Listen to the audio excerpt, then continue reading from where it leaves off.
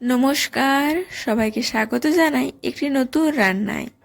এই রান্নাটা ঠিক নতুন নয়, এর ভিডিও আমি আগেও আপনাদেরকে দিয়েছি। এটা হলো সেই বাঙালি স্বাদের ফ্রায়েড রাইস কিভাবে রান্না করবেন সেটা। চলুন, মা আজকে আবার বাড়িতে বানাচ্ছিল, তাই ভাবলাম আপনাদের সঙ্গে আজকে আবার আরেকবার শেয়ার করি। চলুন তবে আজকে রান্না বান্নাটা শুরু করি। এই যে আমি কড়াইতে সাদা তেলের মধ্যে কুচনো গাজর আর মটরশুঁটিটাকে ভালো করে ভেজে নিচ্ছি। এখন আরেকটা কড়াইতে জল গরম বসিয়ে তার মধ্যে দারচিনি, এলাচ আর লবঙ্গ দিয়ে দিলাম। এখন এই জলটা ফুটে উঠুক, আর তার মধ্যে কিছুটা ঘিও দিয়ে দিলাম।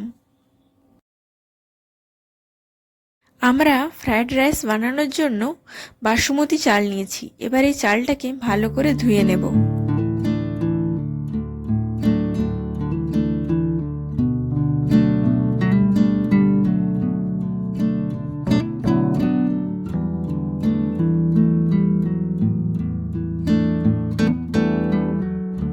জলটাও গরম হয়ে গেছে, চালটাকে ধুয়ে এবার জলে দিয়ে দেব।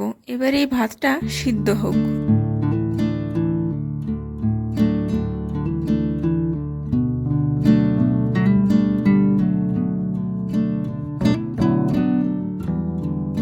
তবে মাঝে মধ্যে ঢাকা খুলে খুলে চালটাকে ভালো করে নেড়ে দিতে হবে, নইলে কিন্তু ভাতটা তলায় লেগে যেতে পারে।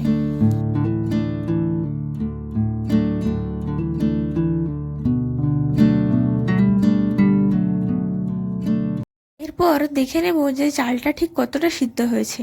এটা পুরোপুরি সিদ্ধ হওয়ার খুব একটা দরকার নেই, ওটা 80% মতো সিদ্ধ হলেই হবে, কারণ পরে তো এই চালটাকে আবার ভাজা হবে ঘি দিয়ে, তাই পুরোটা সিদ্ধ হওয়ার কোনো প্রয়োজন নেই। এরপর ভাতটাকে নামিয়ে নেব। দেখছেন ভাতটা ঠিক কতটা ঝরঝরে হয়েছে, দানাগুলো কিন্তু একটার সাথে আরেকটা লেগে যায়নি। এটা হয়েছে ওই ঘিটার জন্য। আপনারাও ঠিক ভাত বসানোর আগে একটু ঘি দিয়ে দিবেন, তাহলে দেখবেন চালটাও এরকমই ঝরঝরে থাকবে।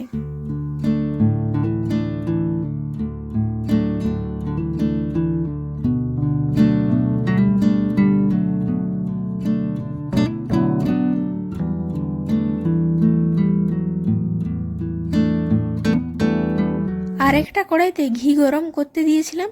এরপর তার মধ্যে কাজু কিশমিশ দিয়ে দেব। এই কাজু কিশমিশগুলোকে ভালো করে ভেজে নিতে হবে। আপনারা চাইলে অন্য কোনো ড্রাই ফ্রুটসও দিতে পারেন।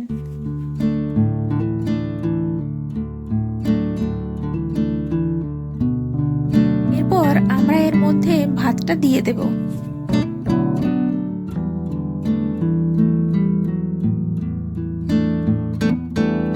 এরপর এর মধ্যে আগের থেকে ভেজে রাখা গাজর আর মটরশুঁটিটাও দিয়ে দেব। এইগুলোকে দিয়ে এবার সব কিছুকে ভালোভাবে একসাথে নাড়াতে হবে। দেখুন, গাজর আর মটরশুঁটিটা দিয়ে দিতে একদম ফ্রায়েড রাইসের কালারটাই বদলে গেছে। কি সুন্দর সবুজ আর কমলা রঙটা একদম ফুটে উঠছে।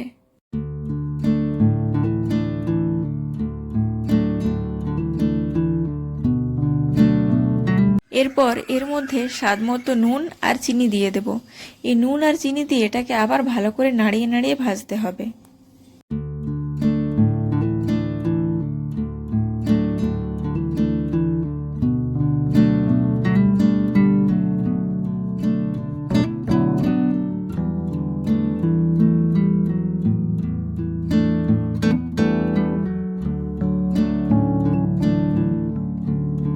আমরা পুরো ফ্রায়েড রাইসটা বানানোর জন্য এই ঘিটাই ব্যবহার করেছিলাম। এই ঘিটা একদম বাড়িতে বানানো শুদ্ধ দেশি ঘি। এটা আমার দিদা বানিয়ে দিয়েছিল।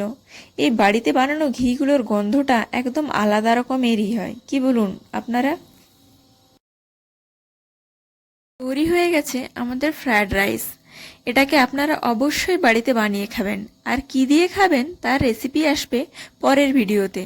তাই অবশ্যই চ্যানেলটাকে সাবস্ক্রাইব করে রাখবেন। ভালো লাগলে একটা লাইক করে দেবেন। আজকের ভিডিওটা তবে এখানেই শেষ করছি। আবার দেখা হবে অন্য কোনো একদিন, অন্য কোনো একটি ভিডিওতে, নতুন কোনো রান্নার সাথে। ততক্ষণ সবাই ভালো থাকবেন, সুস্থ থাকবেন। ধন্যবাদ।